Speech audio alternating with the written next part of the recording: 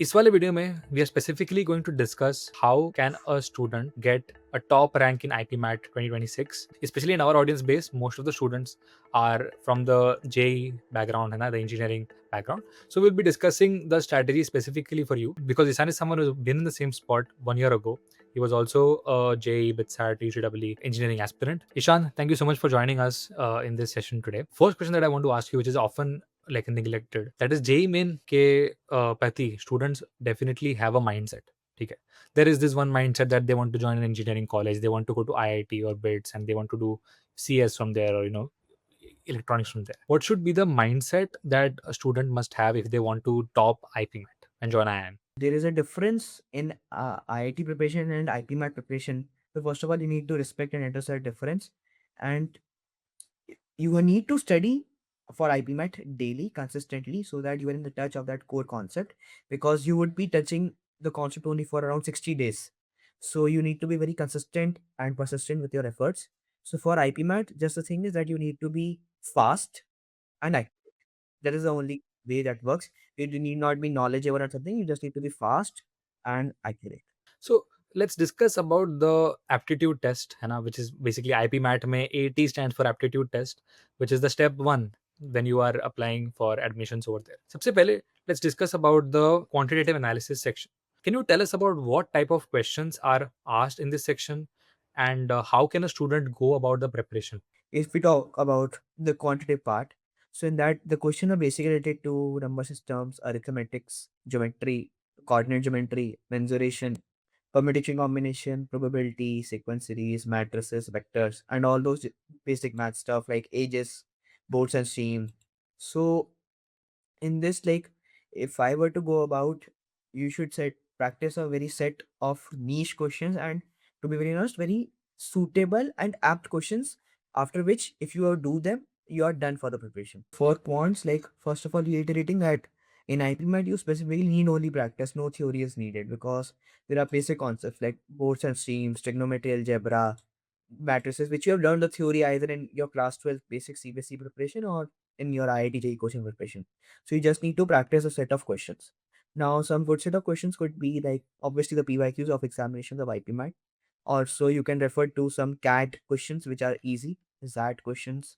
Also, you can refer to, if you have done in the past, NTSC questions or some questions of from NMTC. There's an exam which is an Olympiad, so you may refer to them. uh, Otherwise, as JEE audience, you are already engulfed in your exam preparation, so you don't have the time to sort out the best questions, like how you would pick questions from NTS or something. So here, like, we are on with a product where I have handpicked questions from the PYQs, from any other sources, and we are providing you the best source so that your mind gets conditioned to how the questions are asked in the IPMAT, and you do not have to stress on where to find questions. Rather, your main focus should be to solve questions and clear the exam. Yes. Now, a little bit more about the quantitative analysis section. पूरे section में there are 45 questions, but it is split in two parts. One is an MCQ part, and the second is the short answer part. So MCQ वाले part से तो everyone is already used to that pattern. But short answer वाले part में what exactly should the students be doing? Basically, there are 15 short answer questions, 30 MCQ questions, and each section has a time limit of 40 minutes.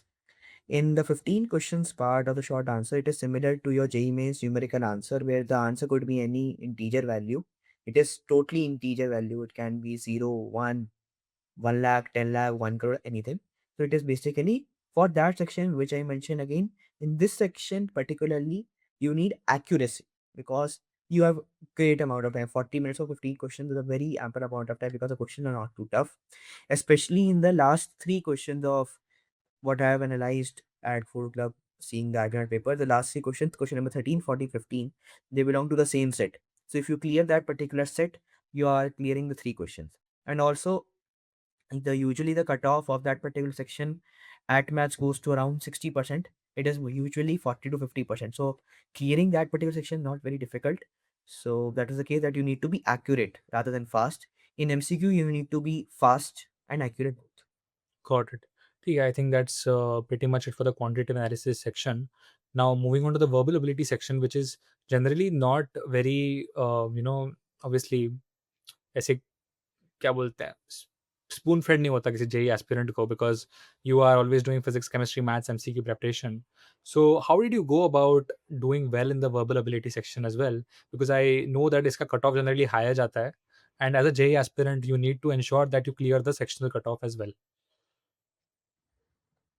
So verbal section is one of the sections which haunts the science students the most in the IPMAT examination. Talking about my strategy for IPMAT, like in the section cutoff, what I did was I practiced basic grammar questions. Although it comes as a very tough practice because the English that you practice even for BITSAT, it is very different from the level that comes in IPMAT. So for that, I would have to suggest you books like you can do Arun Sharma if you have time, but it is a very extensive book. You can use CAT PYQs again, and for of course the IPMAT PYQs.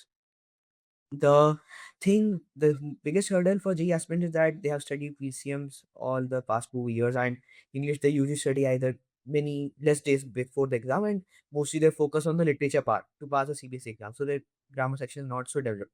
So for the verbal ability, that it is a language. So in the language, if you practice more questions, the more you will see, more you will learn.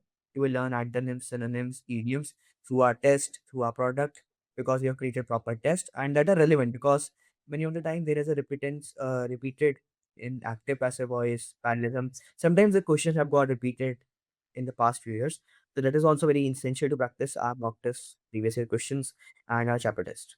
Okay. Before moving on to the personal interview part, how important do you think are mock tests for IPMAT? कितने mock tests देने चाहिए before the exam if someone wants to like do really well? Okay, so I believe that before the exam you should be at least giving 5 to 7 mock tests. The ideal number should be 10 or more, but the if you're giving 5 to 7 as a JE aspirant, you are good to go. Now, the thing why mock test becomes an integral part of our preparation because we as JEE aspirants are not in the habit of section timing. In IPMAT, there is section timing like you have 40 minutes for short answer section, 40 minutes for MCQ section, 40 minutes for VRC section. And once the section time gets over, you are not able to go back to the section. The thinking submitted is submitted. That is why.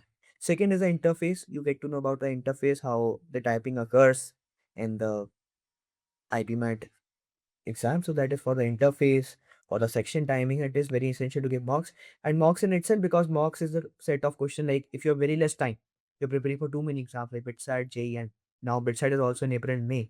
So if you are doing so, mocks can act as a very good question because if you're solving a set of mocks, you are doing directly 2 hours, you are doing 90 questions. So that is a very good part because you are getting good set of practice. And if you practice 5 mocks, then it is 450 questions. So nearly if you're practicing 500 questions for such an easy exam, then you would be able to clear it. Yeah, so I think it's also very important to learn कौन से questions छोड़ने हैं, कौन से questions पहले करने हैं, because sectional timing है and you also have to clear the cutoff. So it's not just about solving most of the questions, it's mostly about what not to solve, how to manage your time properly, and that's why mock test is really really important. Great. So mock test के बारे में बात कर ही रहे हैं. तो अब like one more question that I want to ask you is that what are some of the most common mistakes that you have seen your IIM batchmates make in IPMAT preparation, and what should the students not do? First is people try to maximize their score and not the section cutoff. Like as Dhruv mentioned, you have to clear each section cutoff as well. So what people usually the science students do because they score really well in quants. Like the cutoff is 40%, but they are scoring 80%. I myself scored 100% in the short answer section. I scored 60 on 60. But what you need to understand is that you need to reach, you need to be average in all the 3 sections rather than being the master of one and zero in another. The first is try to maximize your score in each section and not try to over focus on one particular section. Secondly, during the exam, what happens is that sometimes your first section will be tough. Like if short answer section is tough, MCQ is easy. Now in short answer, you believe that you have attempted less questions, so you become underconfident and your exam might get effective.